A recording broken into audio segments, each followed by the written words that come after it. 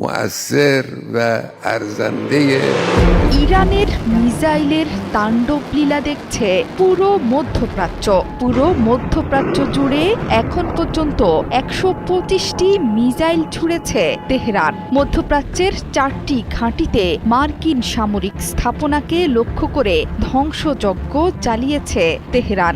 এর মধ্যে সবচেয়ে গুরুত্বপূর্ণ বাহরাইনে মার্কিন পঞ্চম নৌবহরের সদর দপ্তর। এত গুরুত্বপূর্ণ স্থাপনা থাকা সত্ত্বেও ইরানি মিসাইল কোনোভাবেই আটকাতে পারল না দেশটি। হামলার পর প্রকাশিত ভিডিওতে দেখা গেছে দেশটির রাজধানী মানামায় বিকট শব্দে বিস্ফোরণের পর ধোঁয়া উঠছে উপরের দিকে। ইরান স্পষ্ট করে জানিয়েছে সেখানে আঘাত হেনেছে তাদের শক্তিশালী মিসাইলের বহর। এর মধ্যেই ওই এলাকা থেকে সাধারণ মানুষকে সরিয়ে নিতে শুরু করেছে বাহরাইন।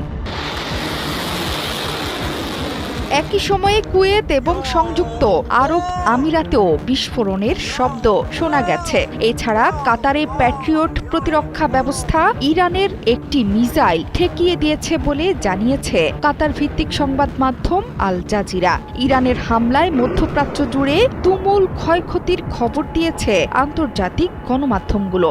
এর মধ্যে আকাশসীমা বন্ধ করে দিয়েছে কাতার, কুয়েত এবং আরব আমিরাত।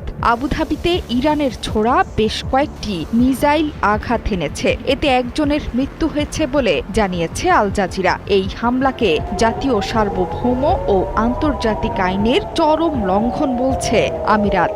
এমনকি এর জবাব দেওয়ার হুঁশিয়ারিও দিয়েছে দেশটি। সংযুক্ত আরব আমিরাতের আবুধাবিতেও পাওয়া গেছে বিকট বিস্ফোরণের শব্দ। সৌদি আরবের রিয়াদ থেকেও এসেছে বিস্ফোরণের শব্দ।